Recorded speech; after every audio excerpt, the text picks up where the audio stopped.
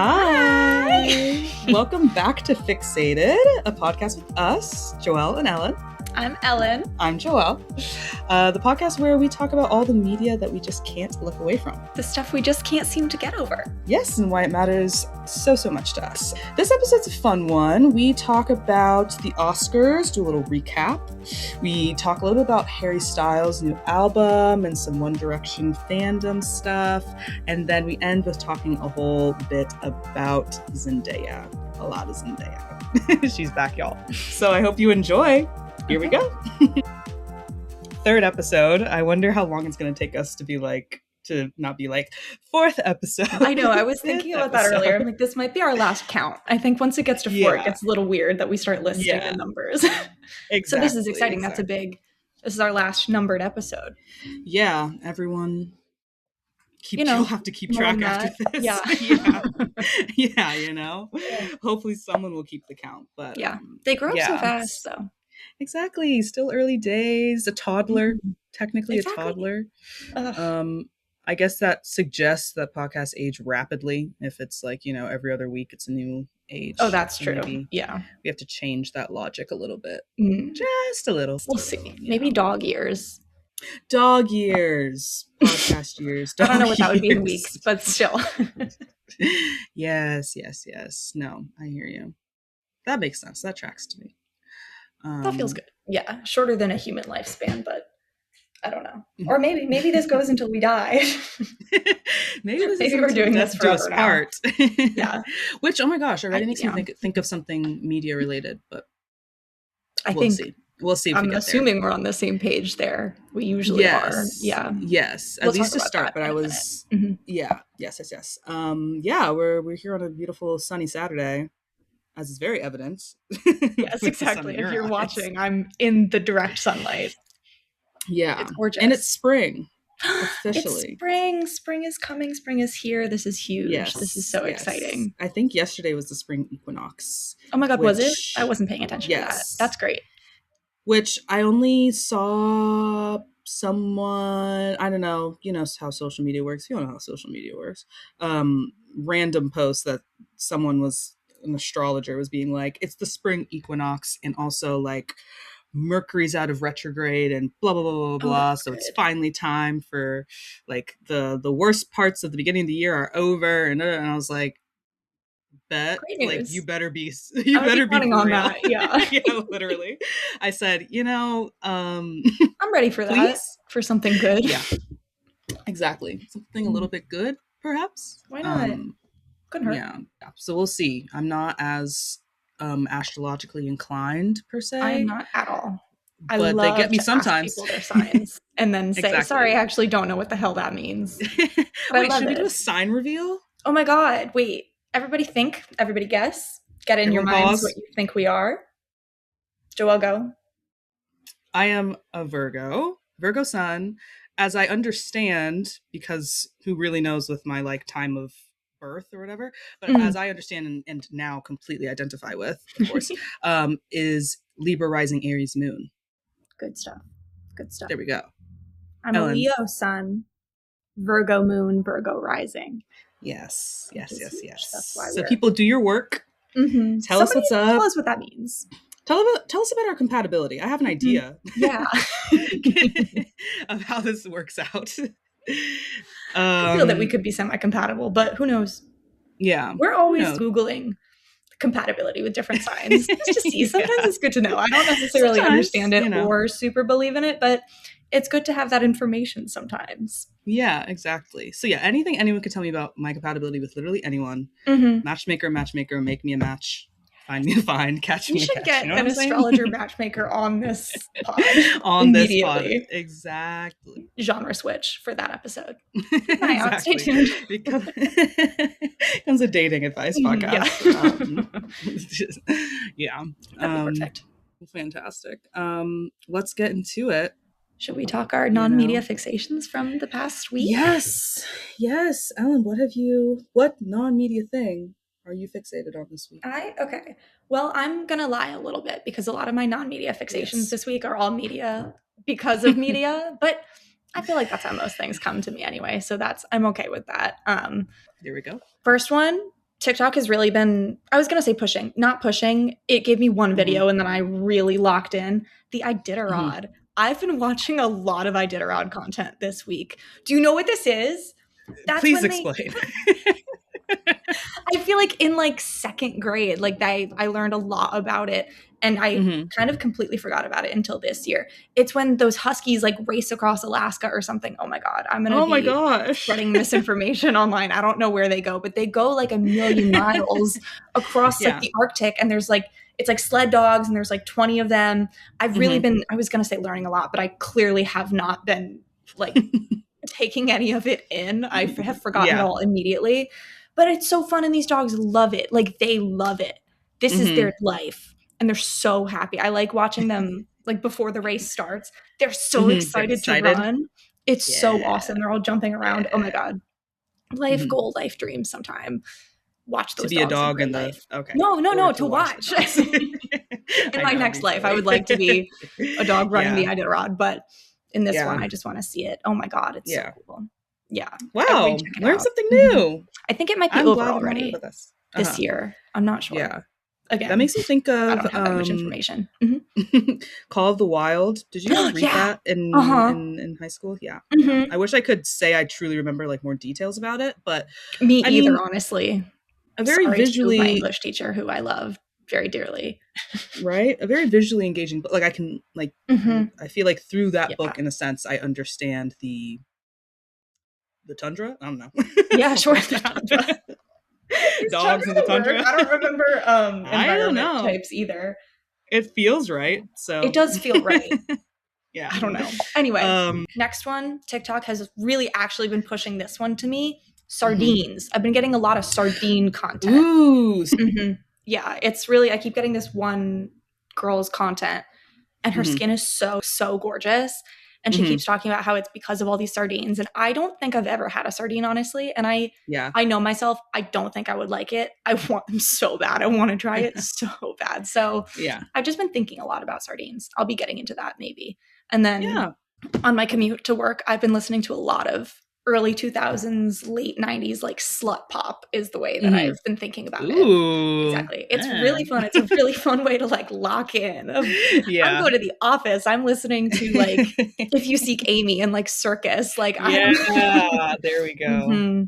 A lot of Britney. It's great. It's a really fun way to start your morning. I really kind of recommend it. I'm getting very excited on my way to work. There you go. Which sometimes it's hard. Sometimes I'm a girl who loves her really upsetting music, her really slow, like Phoebe Bridgers kind of stuff. That's not a good way to start your day. You can't start down. You can't start down in the dumps like that. Not up with Britney, and then you end of the day on the commute home. I'm listening to the sad stuff again. It's great. Yeah, and it's also very like change in season. You know, like we're getting into it. We're getting into it. The sun is out. Yeah. Yeah. Oh, fantastic. I kind of want to listen to Slut Pop now. I really recommend. Interesting. Very interesting. Okay. My turn for a few little fixations. Please tell me. Give me. My first fixation of the week, I think, is I'm just going to lump it under like vindication, the feeling of vindication. Love. Which is to say that I did a bunch of like more random forms of exercise this week, if I even want to lump it under there. I went on some different activities and I went ice skating, which I haven't done in so long. God, that's so fun. Right? It's really where the main source of vindication comes from because I felt like I had an unearned confidence just like in my mind where I was like, I think I can ice skate. I was like, I'm pretty sure I can do that. I feel like it's like a weird like body memory in general. I did a lot of roller skating when I was younger. A lot. I mean, realistically, it was probably like a year of lessons, but like did that. So fun. I didn't know that about you. Yeah. I remember because they had them in my like elementary school's gym. So my mom was just like, you know, like basically after school instead of going to really after school for however long. We just did roller skating lessons. And then somewhere in there, like I remember going on ice skates once or twice maybe. And I remember the like between the two being like, oh, like this is super fun. I like skating around. Cool, whatever. Also reminds me that I love the movie Ice Princess. Oh, I just think it's one of the more, it's such like a charming decom, you know, like Okay. It's kind of underrated, but also very iconic, and it's just charming. And Michelle Who's in that? Trachtenberg, Thank you. is that how you say her name, her last name? Also of Gossip Girl fame, of Oh, I course. love her. Yes, but she's so sweet and cute in that movie, and it's just, yeah, I just really like it. Joan Cusack's in that movie. So Is is that Hayden Panettiere? Hayden Panettiere. That's what I'm saying. Iconic I'm film. And picturing it. so is I feel so bad that I am blanking on the woman who plays Samantha in Oh my god. Sex and the City. Her. Either way, whatever. Vindication, Yes. because I got on that ice, and for the first like 15 minutes, I was like, like, please, holding onto the side. I was like, this hard. is it's a little slippery. Just putting it out there. I don't know if anyone's ever said this before. A little slippery, but you get the hang of it. And it was really fun to like, to feel that. And I was like, it felt. You're so Ilya. I felt vindicated. So Shane. And that's the other thing, right? Like, I was like, oh my God, guys, get me on the ice next time. Like, to do the hobbies that your favorite characters are doing. Yes. How about this? When they introduce Women's Hockey League to the heated rivalry universe. Oh my God, yeah. And they need an extra, I might be more proficient on the ice than you think. That's a really good idea. Then you might have assumed. Canada. Let's get into extra in Vancouver. Yeah, step 1, Vancouver. We're getting to work. A lot of things will be changing this year. Exactly. Not a lot on the docket. That's okay. But yes, so that was the main thing. But then we also went like on a bike ride and whatever. I know how to ride a bike, but that was fun. Like, I knew how to ride a bike, but still fun. And then yesterday I was just like shooting around a little bit outside as well. So I don't know. I guess I was in my like triathlon, multi-sport bag this week a little bit. I did a little bit of kickboxing as well. You're being a jock. Look at you. I was kind of being a jock. I mean, it's also like one of the few things truly saving my brain from descending to like the pits of hell every single day. But like, of course, keeping it light and fun, of course, like that's what exercise is all about, you know? And it was fun. So yeah, file it under vindication just to be fun about it, silly about it, I guess. But surely the ice skating. And then the second thing, I'm just going to cheat. Media thing, non-media thing that I was fixated on is this dang podcast. Fixated pod. We were talking on the day on which yes, we've launched. I don't know. I think we put a lot of work into the launch and making sure everything was set up and the planning. And of course, there's still more work to do, but it feels like kind of getting over a hump. And I'm pleased and excited, and I'm proud of us and happy with us, and love our art work. Our gorgeous art. Shout out Shard Art. Cut that.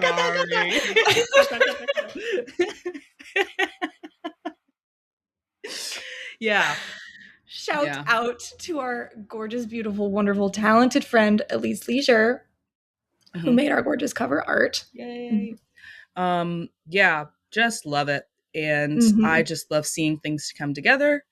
I love a creative project and love working with fun people to do it. So yay.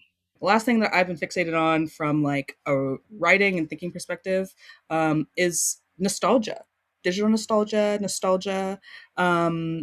This kind of plays into what I might bring up a little bit later about something I've been reading. But yeah, I'm trying to work on this thing. Whatever. I'm just trying to work on writing a piece for the Substack / in general as good practice that would be talking a little bit about digital nostalgia. And so I was rereading a lot of the like literature and a lot of the like commentary on more of a recent trend of like nostalgia stuff. And it's just like funny because as I was like took like the day to really like read a lot about it on like Wednesday or something like that. And by the end of it, I was like, what is the mind and what is time and what is memory?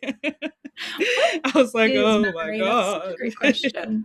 And yeah, I came across this really interesting, well put together article from like a while, or essay from like a while ago. So that's been fun, and I will continue working on that throughout the end of the month. So I imagine I will remain fixated on it. Natural transition now to. Should we talk Oscars? Should we talk? I think we should. I think. I mean, they happened to you guys, right? Like, I don't know if this like fits under us being like, okay, what are we fixated on this week, or if we just want to like admit to just talking about the Oscars a little bit. I guess a bit of both, because they happened. They happened about a week ago now. Uh-huh. We were watching, of course. Of course, we were watching, and apart we were live tweeting each other. Oh yes, Apple iMessages. Yes. Well, we got the request. We did, which was really exciting. That meant a lot to me, actually. yes. Our dear friend, who I'm sure will make an appearance on the pod sooner rather than later, watch this space.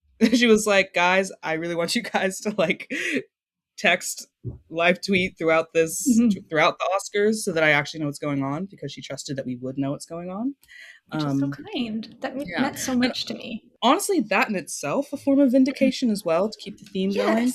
My like headline from the Oscars was that I did a shit job predicting things. I did not do particularly well. I like filled out I literally have it right here. Let's do some like prop work. I filled out a ballot. Don't read closely. I'm going to move it so no one can catch it. How much I got wrong. I filled out like, letterboxed to 2026, whatever, Oscars ballot. And did a bad job. That was my first go. Did a bad job. Out of that one, I just don't even want to mention. It was less than half. It was bad. How many I got right now? Okay. That's funny. And then I also ended up participating in a pool where, I kind of ended up changing up my answers. I couldn't tell you, and there was like the opportunity to do like one choice or first choice, second choice, whatever, and get some points. That's fun.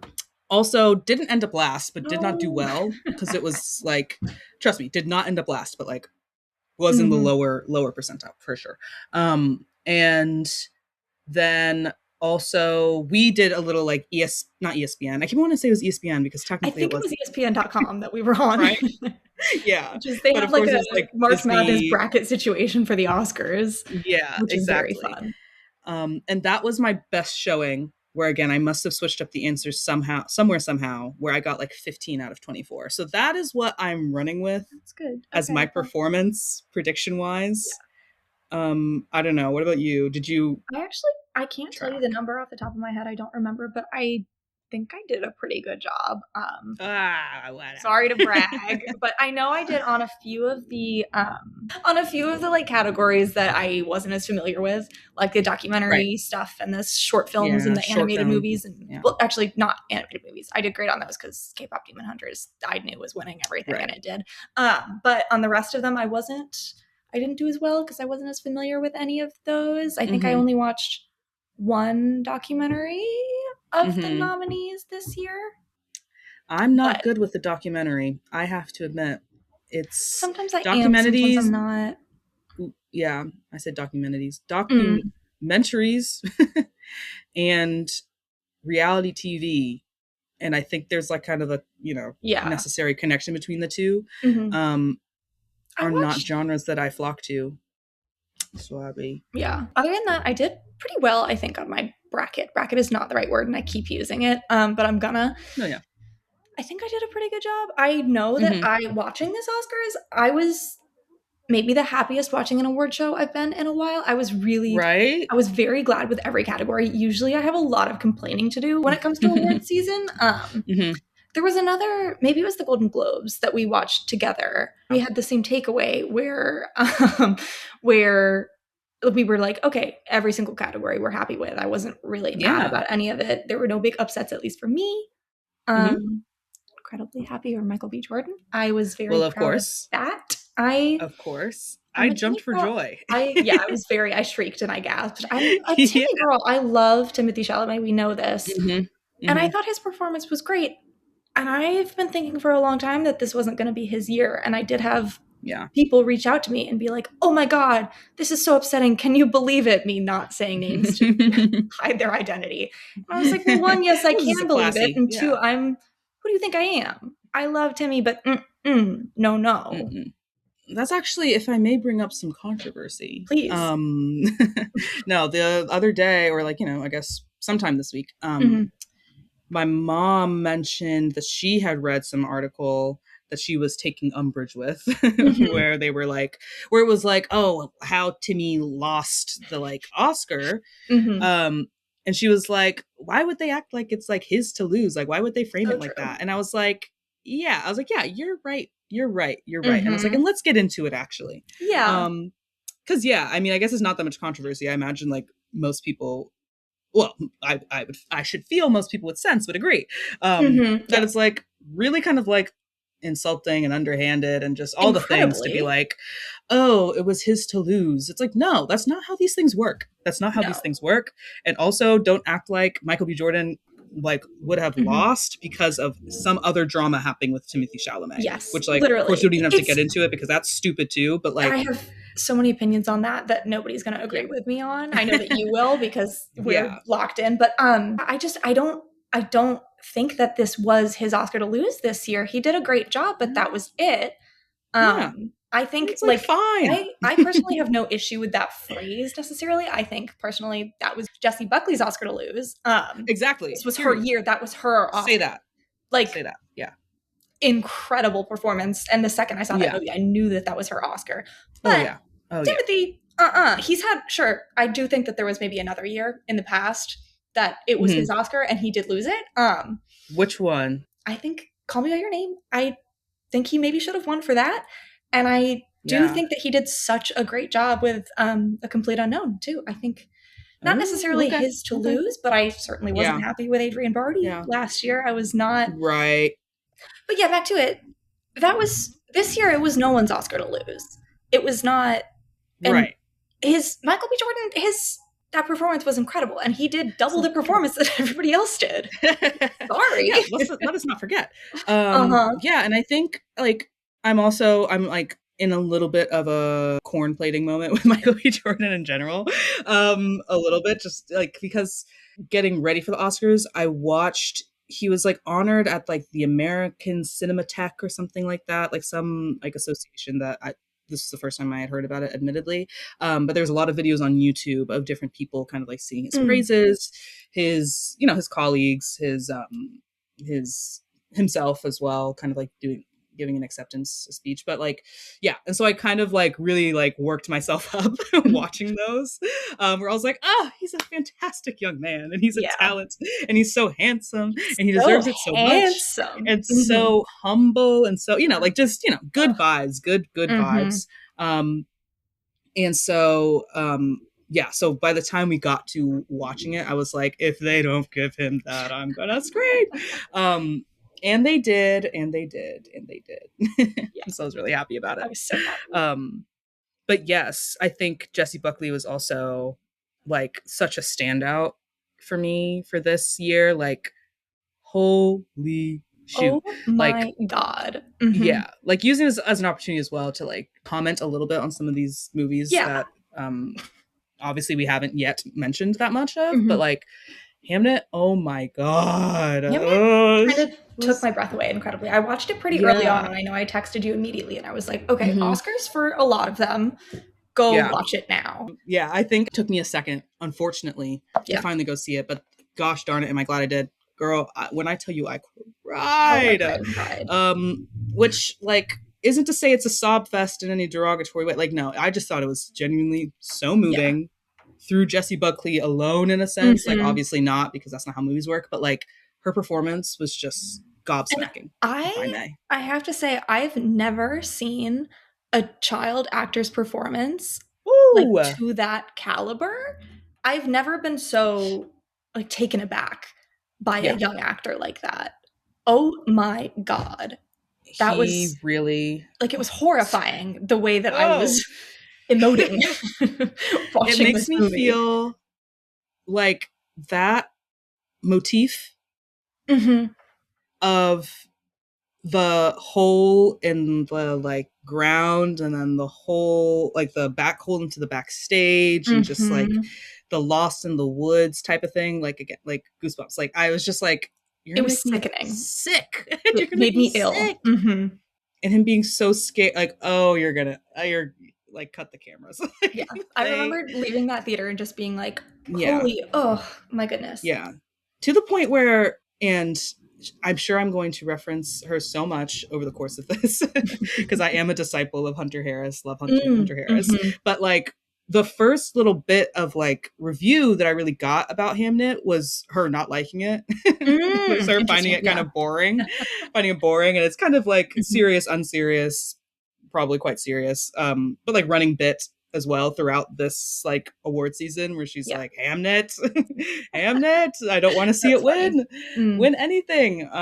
But yeah, like, to each their own. But I just, so then I was like kind of interested. I was like, I don't know how this is gonna like go over, but no, I mean, it's made for like a bitch like me, like, apparently. Yes, exactly. Like, sorry. Yeah, I thought it was beautiful. That just makes me think, there was, I think we've talked about this already.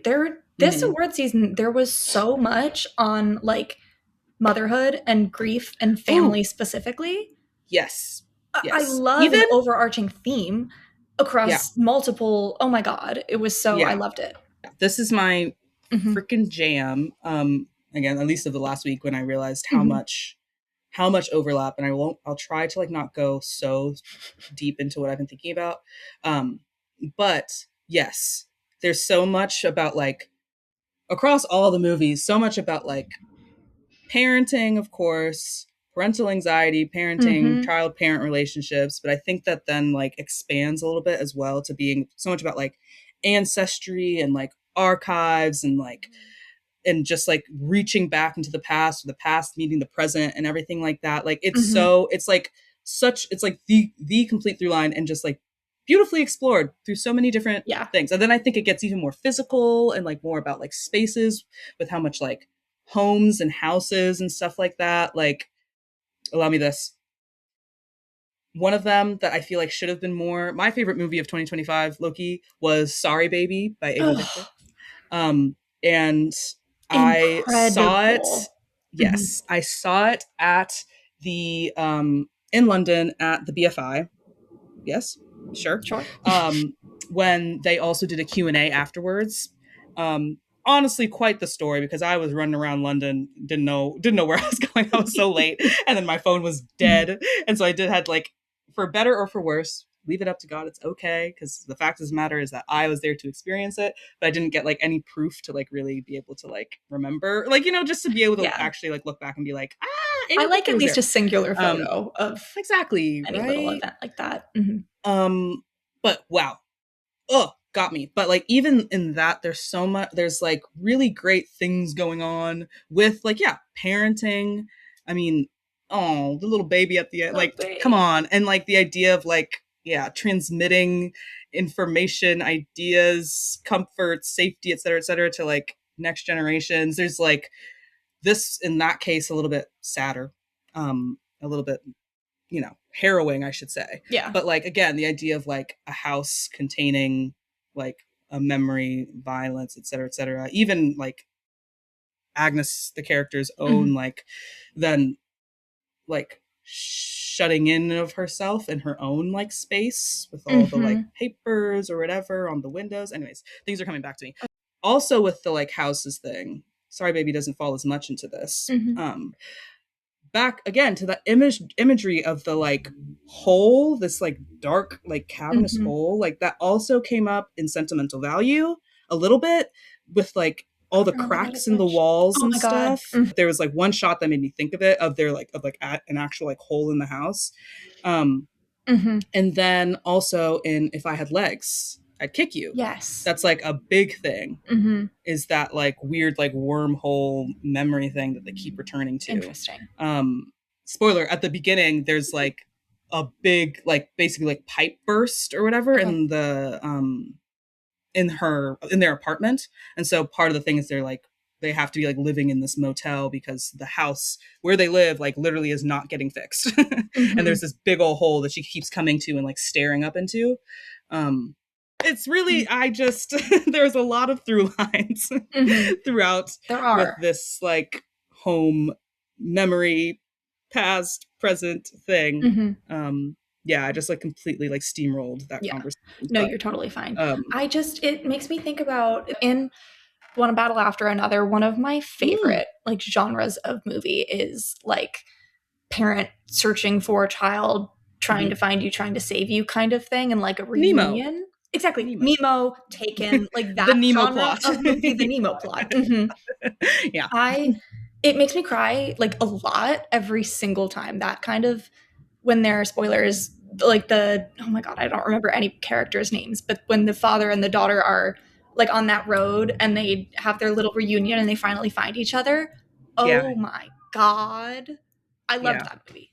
I loved it. It was really, really good. And another just family plot. And Best Picture. Exactly. Picture I'm winner, happy with it. I'm happy with that Best Picture winner. Yeah. I did really like that movie. Like, I thought it was fantastic performances, fantastic score. And I really kind of like, I appreciated the execution, the humor of it. I still appreciated the like general themes. I appreciate it as like a dad movie as well. Like, I don't think Paul Thomas Anderson has like tried to disabuse anyone of that notion. He's like, no, this is about being like a father, and this is somewhat a message to my children, or at least about to whatever. I think he said that in the acceptance speech. That's so sweet. I just so I definitely liked it so much. Yeah, I definitely liked that aspects of it. But yeah, maybe at another time get into some of the criticisms. But I find it interesting trying to like navigate criticisms. Anyways, at least a very current thing at the moment for me, where it's like, yeah, when does something mean? When does criticism mean that you maybe shouldn't like something? Is that like the right way to think about it? When is it just something to kind of like take as a whole, or as like part of the context of the film in general, where you're like, some people might have this to say about it, some people interpret this about this, you know, and you just kind of keep it pushing. I don't know. That's all. I just don't know. Anything else to talk about Oscars wise? Like a pretty positive, pretty chill, pretty cool year. I'm like pretty good excited time. Baby Yoda was there. Yeah. Joelle hates Baby Yoda. Yeah. Baby Yoda was there. Oh joy. Oh joy. I don't even know how serious I am. When it appeared on screen, you were like, get this thing out of here. Well, yeah. Maybe laugh and laugh. I'm like, isn't this played out? Don't we know already what Grogu is about? Is really all about? That's his name. Yeah, I think the thing that I said to be specific. Sorry, I'm just remembering how the trolley problem came into play. But anyways, we can leave it at that. I think you said if he's involved in the trolley problem, I'm walking away and whistling a tune. Yeah. You want that thing dead in the ground. I just don't care. That's the thing. Sorry. What you were going to say? Go ahead. No, what was I going to say? Shouldn't he's been around for years. Shouldn't he not be a baby anymore? Someone mentioned this to me last night. So he, true. him, Baby Yoda? He, him, Baby Yoda. Yeah. Is it a girl? Is it an it? I don't know. I think Grogu seems like a boy name. It's impossible to know. Nobody knows. Nobody knows. This is the thing. I think it should also be stated that, and correct me if I'm wrong, neither of us knows anything about Star Wars or anything related. Okay, I wouldn't say I don't know anything about Star Wars, because I was texting my dear friends, Ryan and Clara, I guess name drop. I don't know how often we're like dropping names here.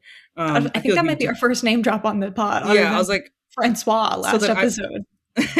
I was texting them like a little bit later during the ceremony, and Ewan McGregor and Nicole Kidman came up, and I don't think either of them knew who Ewan McGregor was.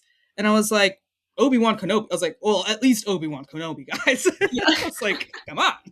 That's so funny. So I know a little bit. I know some names. That's something. That's Mace more than me. Windu. I didn't know he was in Star Wars. Well, okay. And that's fine.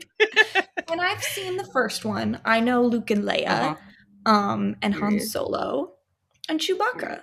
And then the gay ones. The gay robots.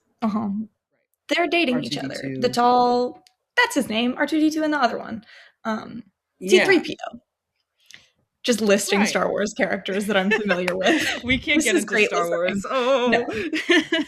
It's bad for the brand. It is. I'm kidding. Why did we get onto this? Oh yeah, Grogu. I don't know. Oh, yeah, that thing. He was there. Yeah, he was there. Yeah, that was our last Oscar point. Was Grogu was there. That reminds me, did you see that like Anya Taylor-Joy thing? It was giving me a nice little chuckle. She was like on the Today Show promoting new Mario's movie. And I think she's also doing the Joni Mitchell biopic. I think that's why fun. It was brought up. I think so. I actually not entirely whatever. Okay. And so then the anchors were like, "Oh, like what do you think is like the connection between Joni Mitchell and Princess Peach?" And she's like, what's the connection between Joni Mitchell and Princess Peach? Well, they're both singular.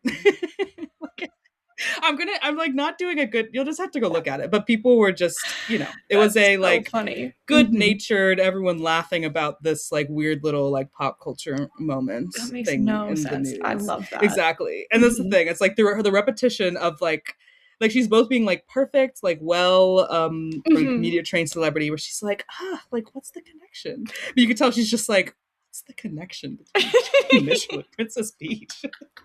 And then it's just like they're both singular. That's both so singular. Funny. Like there's no one like either, like something like that. Yeah. I was like, love it. This is what we talk to celebrities for. Exactly. Yeah. You're not gonna get that from anyone else. Yeah, it's brilliant. But yeah, Oscars were good. Yeah, to bring it I back enjoyed the Oscars this year. I love the Oscars every year. Yeah, it's my Super Bowl. It really is. It really is. I feel like I was just gonna say Conan. I love Conan. I think Conan did such a good job again. I think he did a great job last year. He's a lovely host. It's exactly. I saw less of this opinion this year than I saw last year, where people were like, he didn't go as crazy as Conan usually does. Of like, you guys, it's an ABC production. Everyone in the world is watching the Oscars. Of course, it has to be mostly like mass appeal, and he does a wonderful job of that. I think it was great. I thought a lot of the bits were fun. Exactly. They were silly. They were fun. And like genuinely creative, fun. I think there's always a tension a little bit with like, once you get, like, it's a long show. So I am not immune for sometimes being like, all right. I'm like, let's wrap it up. Yeah. Yeah. But, I think his strength is really, really the bits. I was listening to, critics at large, whatever. They were talking about, Oscar hosts. And funnily enough, I was listening to another one that was talking about some big hullabaloo that happened with the Oscars like in the late 90s with like Snow White. There was apparently a really weird kooky Oscars that happened once that was like the mad fantasies brought to life of this one producer guy, and then it basically like exploded his career and he was like he never got work again. No! Really bad. Yeah. Apparently this guy who like talked about it wrote a book that I was like, maybe I'll have to get a book that was like an Oscars history book that I was like, that's interesting. Yeah. And whatever, they were just talking about the job of being an Oscar host, and they were kind of like going through history of who had done it and like why it's kind of like a hard thing to nail. It's kind of an impossible and I think it's exactly job. Right, because it's just true where you like with a lot of these hosting things, you have to work the room. You have to be mindful that it's also being broadcast to like millions of people and make sure that these things kind of like match up energy-wise, execution-wise, et cetera, et cetera. I think they said this year 1 billion people tuned in to watch the Oscars, which I saw that and I said that there's no way that's correct. Yeah, I said, that seems like a lot. Hard to believe. But it was like, so y'all are lying. That's true. Yeah. Very cool if true. Yeah. So cool if true. But yes, I think he did a good job. And you know what? You know who does a fantastic job as of late with hosting in general? Nikki Glaser. Just saying. She is great. She kills it. She kills it. Golden Globes are an absolute hoot to watch now. They are. Yeah, she's very funny. Now that's probably done with Oscar talk. Yes. Except to say that every single time the Oscars are done, I get excited because I'm like, new movies coming up. New conversation, new movie. Excited to get here again next year and have a whole bunch of other things to talk about. Yay. I'm so excited for the 2027 Oscars. Yes. Well, okay. I feel like we have like a little bit more time to talk a little bit more of other things, maybe other things you're fixated on this week, other media things. I a little bit surprised myself this week. I saw that Harry Styles, came out with his new album, and I said, okay, I guess I'll tune in. Nothing against him. I'm not the biggest Harry Styles fan. Like, I never have been. I'm not particularly drawn toward him. I had a lot of fun with this album. I was very surprised. I don't like EDM either. That's not really my thing, and that's kind of, I knew what this album was, so I don't know why I even turned it on. I had a great time. It was very fun. I really enjoyed it. I said, good job, Mr. Styles. Good job, Mr. Styles. Yeah, I really have to say on that. No, that's great. I could probably count myself as more of a Harry Styles fan overall. Kind of. Well, I was more than me. Yeah. I feel like there's an idiom, there's a phrase I'm looking for. But I've been there. I've been there for a while. I've been here with the boys for a while. This actually dovetails nicely into what I've been reading this week and really enjoying. But before get to that, yes, I also like the album. I'm pleasantly here for it. I think Harry Styles was kind of a toss-up for me. Honestly, okay. Quick run through of his discography thus far. Really like self-titled debut album, honestly. Quite different, but really good seeds there for like what he like has continued to develop. And like the song Two Ghosts came up on shuffle the other day, and I said, oh yeah, that's classic. Love that. Fine Line, I still maybe think is his best one. Yeah. Even though this is a whole complex I have a little bit, but I don't really care for the Treat People with Kindness song. I don't know. I can't listen to it earnestly, and maybe that's the thing. There's a bit of earnestness that like doesn't really, it kind of grinds me a little bit. Maybe my problem. That's fine. But Fine Line, good song. Oof. Fantastic. You can't really have a song like that and be graduating from high school and not like attached to it. You know what I mean? And then Harry's House, give or take across the board. Like there's a lot of good stuff on there, but I think sometimes some of his slower songs, I'm just kind of like, I don't know. Something about the POV doesn't really work for me in some of them. And also, I think history will stand with me when I say he just simply did not need to win Best or Album of the Year at the Grammys over Renaissance by Miss Beyonce. That's just, and I can admit, even in the moment, I was like, oh, like, y'all don't need to be so hard on him in a way. Like, because he said like stupid shit when he got on stage. Sorry. We might have to cut that. Sorry. For some reason, I'm like, please don't let the Harrys get me. But like, yeah, that's true. We could be in danger. We could be in danger because like, theoretically, I'm one of y'all, but like, I understood what he meant, but this kind of thing doesn't happen to a guy like me. What are we talking about? My guy. Person this shit happens to. You're like the main guy. You're like the guy. You're like the guy. Anyways, this one I thought was refreshing and fun, and I've been working. I've been returning to it enough, working through it, and it's got some bops. It's very fun. And it is a bit dancey, as he apparently wanted it to be, and I'm pretty pleased with it. As I said, it really connects well to what I've been reading, which I have right here. I'm reading this book, which I feel like. And where did you get that? Ellen bought it for me as a little birthday gift. A great picture exists of me holding this and Heated Rivalry. Oh my God, yes, it does. Yeah, your copy of Heated Rivalry. Yes. But, we had to get to purchasing that day. Yes. There's like a very resonant energy between the two. Exactly. Yes. Everything I Need I Get From You, How Fangirls Created the Internet as We Know It by Caitlin Tiffany. And I had seen this book however long ago that it must have come out. I had been relatively aware of it, and we saw it at that bookstore, and I was like, eek, maybe it's the time. And yes. But yeah, loving it. And the reason it connects is that the main case study that she's using for talking about fangirls and the internet and kind of like digital culture from that point of view is the One Direction fandom. And so it's been such an interesting, bringing it back to nostalgia, such an interesting like trip down memory lane enough for me. And super like accessible writing about all these like topics, digital culture stuff, fan culture stuff. Super interesting. Like I really loved it. I really am really liking it.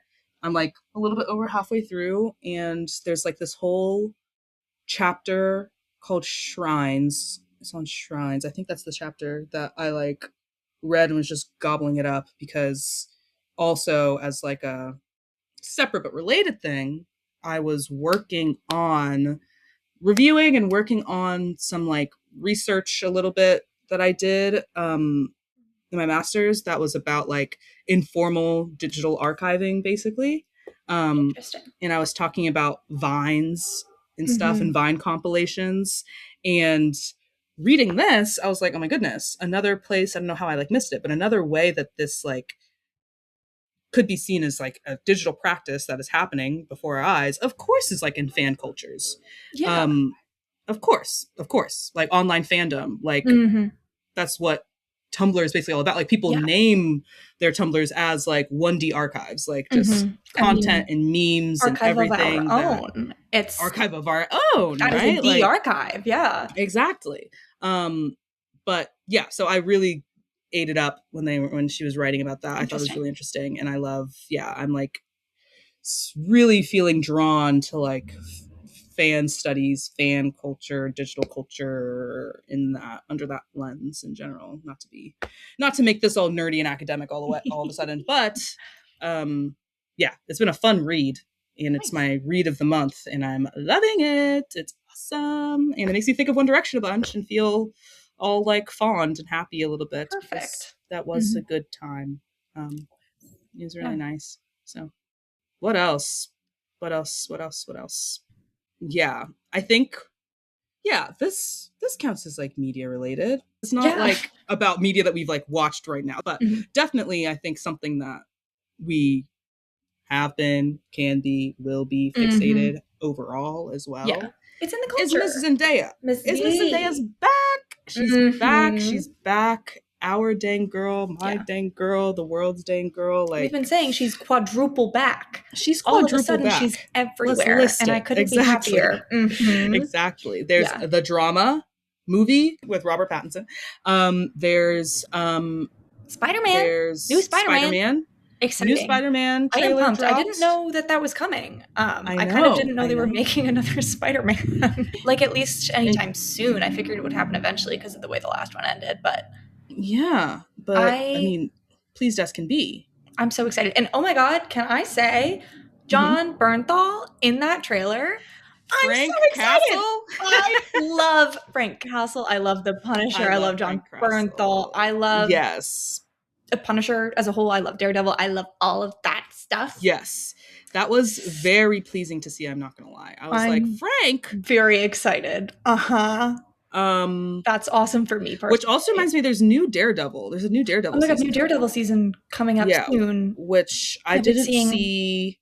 I haven't seen anything. I didn't know it was coming. The reboot. Right now. No, I'm not caught up on the reboot. But I've been seeing some ads in the subway, which, sorry to get into now my nerdiness side of things, but the way that Daredevil has been marketing season 1 and season 2, I'm obsessed with their ads. It is such good marketing. It is so beautiful seeing just like if no one knows what I'm talking about, it's like Matt Murdock missing Daredevil Wanted or something is the new. I took a picture and I sent it to Joelle and our other friend who also likes Daredevil.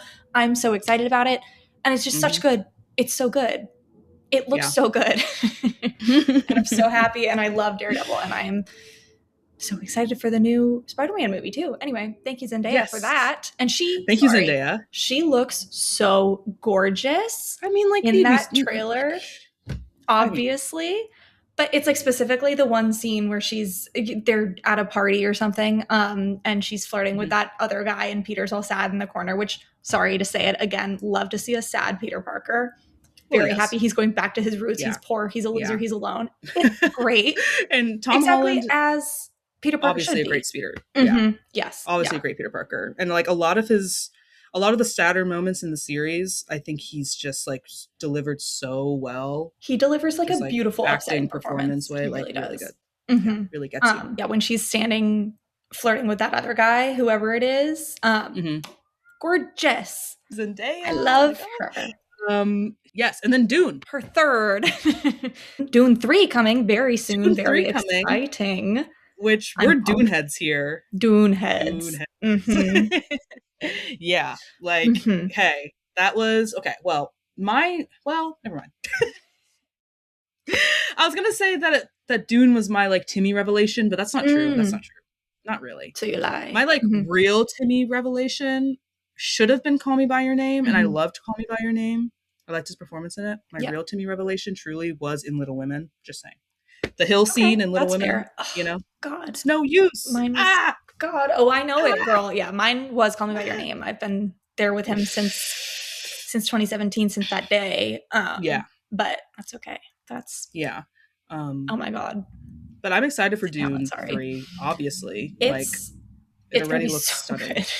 Yeah, like Denis Villeneuve. He knows how to do a Dune movie. He does. My breath was taken away with that worm riding scene. Like, I'm not even gonna hold you. Watching it in theaters, I was like, yeah, that's a long movie, and I think I've seen it twice, and I want to see it again. I think I've been realizing really recently, as in since last night, and this is some self-reflection I'm coming upon very late in life. I think I might be a sci-fi girl.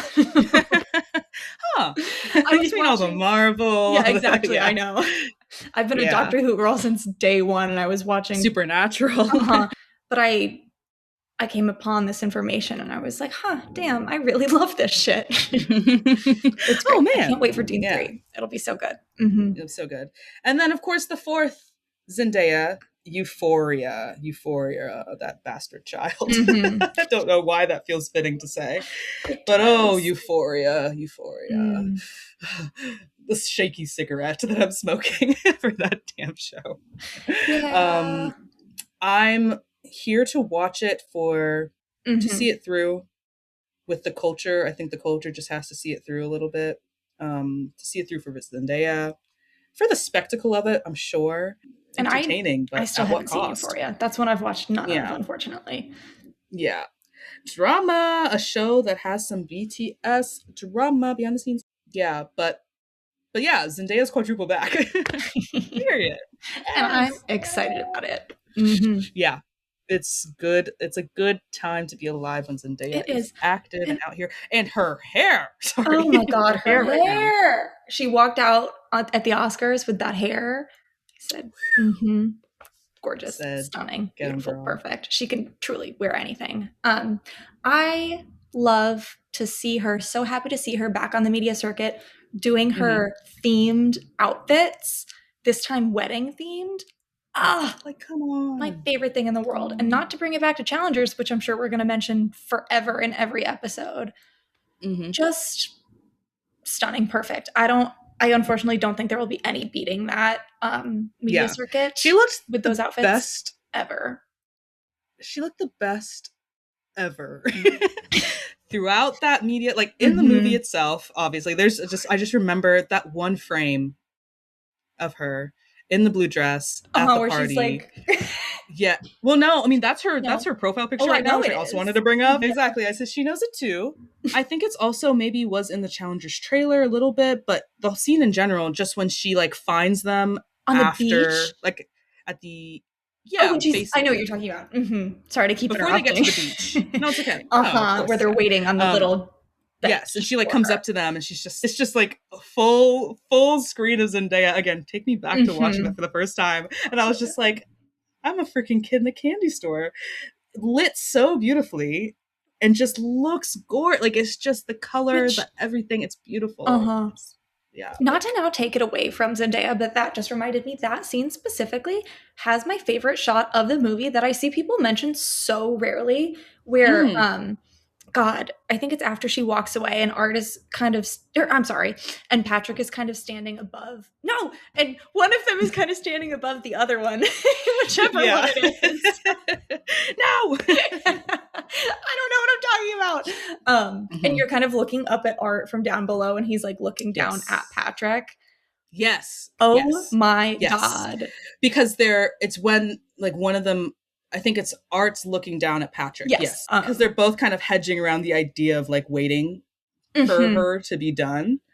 And they say like, okay, let's get up and go. And then they don't go anywhere. And he just like looks down at him with this look. Like amusement and like fondness and everything. That's what it is. It's like love for your best friend. Or no. Is that what it is? The famous thing. It's a love triangle where every point touches. Challengers. Anyway, I think that shot. Yeah. I think that shot is perfect. I think if we're gonna still be talking about challengers, we might as well be. One of my favorite shots in general that I feel like, a little bit. I just like shot sequence, whatever. When they first, for many reasons, when they first see Tashi play, love that. I mean, first of all, times 10, fantastic. Like just fantastic. Mm-hmm. All the stretching, they're like, to use the word for the second time in this recording, gobsmacked. I think that's the best way that you could describe it. They're like, chins down to the floor, basically. But Luca had the vision, obviously, to do like it's like a shot of her shadow, you know? And I don't know, it's just so like artistic and beautiful. Like it's a shot of her shadow, like playing. But with just like the music and the cutting and everything, it's just I was like, this is a masterpiece. Yeah. This is a masterpiece. Beautiful. Fantastic. Now I'm reminded I have to mention what my sister said last night. I was talking to my sister about this podcast, and she said, "Oh, what are you doing? A Challengers rewatch podcast?" She's got us. Unfortunately, no, that does seem to be what's happening. I said, you can't do a rewatch podcast for a singular movie. But hey, actually watch us. Watch this. Hey, watch us. Yeah. Gonna do our damnedest to make it exactly that. It's just hard to not. To talk about anything other than Challengers sometimes. Yeah. I mean, again, it's just one of those that will just live with me forever. It's my favorite movie. You guys thought I was kidding? Oh, no. You thought I was kidding? You don't want to hear how long we can go about Challengers. We can keep going. Like we're like refreshing some like God, old hits I'm remembering now. Conversation. I know. Yeah. Maybe that's our smooth little transition segue to maybe a like joint group. We can use this to close it out as well. Real eyes realize. Sorry, Challengers is the greatest movie of the last like 5 years. Yeah. Sorry. I'll say it. Like, sorry, Citizen Kane. Best of all time, maybe? Sorry. No, it's just masterful work. It is. And got dust at the Oscars last year. And let's talk about it. And I took that personally. Actually. I took that personally. I was angry the entire Oscar season last year. Yeah. That one was one even where I left score. Less happy. Like, that actually, I was gobsmacked. I was taken aback. I'll give it, it doesn't need to win Best Picture. Like, that's okay, Best Picture in my heart, but sure. What about not even a score nom? Are you kidding? Not even actors? A screenplay? A screenplay nom? Oh my God. Put some respect on Justin Krasinski's. Thank you. It's genuinely upsetting to me. Yeah. He didn't write thwap in that screenplay that many times to not get a nom. Justice at the Joelle Ellen Awards, Challengers wins every year forever. Yeah, that is the truth. We are resting many of our laurels on our deeply intense knowledge and feelings about Challengers. And you know what? I don't have a problem with it. I don't have a problem with it. I am who I am. Exactly. I'll lean in. I'll be this girl forever. Yeah. We're gonna have to see, like, now that we're stating it, I hope it doesn't seem contrived if this does happen again, but I am so curious of how many times we will end up like on a Challengers tangent. Yeah, exactly. Like, how many times is it gonna happen? Actually, now that you say that, I'm a little worried because it's gonna really happen. It's gonna happen. And hey, I hope that people want to hear about Challengers. Yeah. This is a non-serious but pretty darn serious call to action for all the people out there making movies. Make something better than Challengers for us to talk about. I'd like to see you try. I'd like to see you try. And probably who did it almost? Jacob Tierney. It's up there. It is. He put his best foot forward. He did his little thing. He did his little thing on that. And maybe that's something to say again about a sports romance, a queer sports romance. Look, and it wouldn't be the first time, nor will it be the last that we put heated rivalry and challengers in dialogue with each other, in conversation with each other. Because realistically, in my mind, in terms of bringing it to the screen, there's no heated rivalry without challengers. There isn't. And that makes complete sense to me. Just as a society, in a way. Yeah. But as also, the current of culture flows, there's no, that just, it doesn't. Where we stand as a culture, we needed challengers before we could get heated rivalry. And I don't know if anyone else is brave enough to say that. But also, this is not even, it's a little bit related. When I first watched the first episode, we hadn't been talking beforehand. We both watched it on our own. Obviously, you did the pre-work, the prep before I did. I just had been hearing about it on my own. We did no mention of it to each other. I watched the first one and I immediately texted you, oh my God, have you seen one, the gay hockey show? And two, you didn't tell me it has challengers music. Yes. That was, I think, the first text to you I sent about it. Yeah. That's what I'm saying. And it does. Yeah. It's that specifically the bike scene in the workout room at the night of the draft. It's some really inspired by challengers music. Yes. And it's beautiful. Really inspired by challengers shit. Yeah. And it kind of it fades away. I think that was it kind of maybe the only scene it really is evident, at least to me, but it's there. It's in that scene. I think so too. In a beautiful way. But still there's something there about it. There's definitely something there. Yeah. Oh, look at us.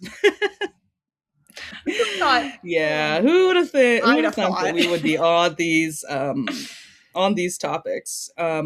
I guess that's probably enough. Yeah, that's. I love how we were like, we need to sign off. We can wrap it up, and we need to make sure we're keeping these in a reasonable time. These episodes, we'll see. We can edit, but we may not be able to edit that much, baby. We'll see. Because everybody needs to hear us talk about challengers for 25 minutes. Exactly.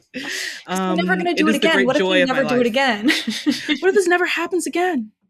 What if we run out of things to say? What, having to start repeating ourselves about challengers? No. I'm just laughing because there's literally so much more. There's so much more. I genuinely... That was scratching the surface. To this day, I don't think I've repeated a single thing I've ever said about challengers. Talk about corn. The well is deep. Oh my God. Oh my God. Yes.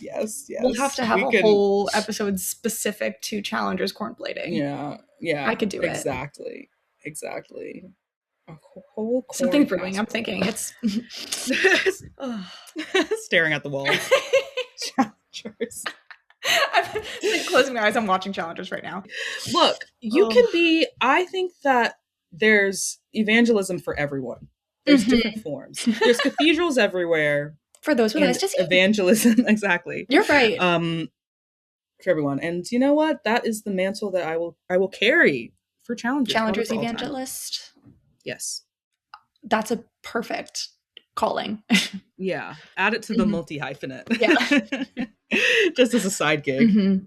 It's just for fun, right? Ask me about challengers. We should get shirts that say, ask me about challengers. What would Luca Guadagnino do? God. Yeah. Now that's a question.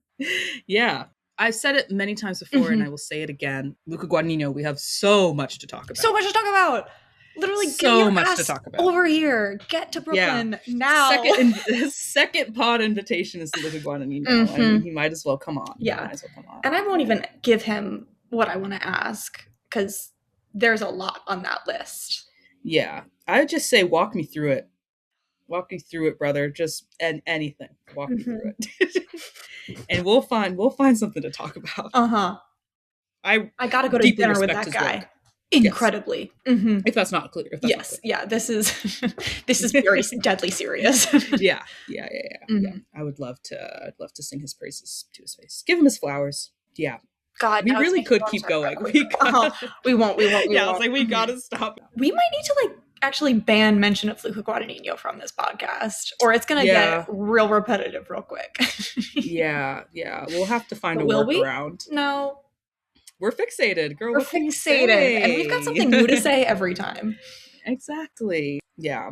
Okay. I think this has been a fun episode. We've got to wrap it there. Yeah. I think we gotta wrap it up. It's been a really fun episode. It's been a great time.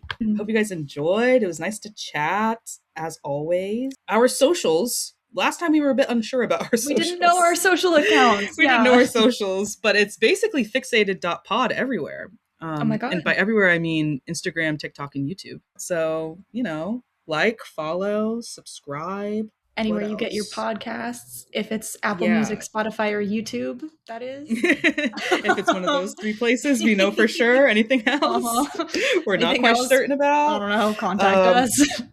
Yeah. And let us know if you think there's anything that contends with challengers that weird. Like, we're not gonna change our opinion. But I'm interested. I'm happy to watch something new always to see if I agree. Exactly. I'm open to listening, if nothing else. For sure. Yeah, that's like a bit of homework. Homework for y'all, not for us. But yes, please follow us. Watch this space. Watch this space, as always. We will be back sooner rather than later. Yeah. We'll see you in the next one. Exactly. All right. Bye.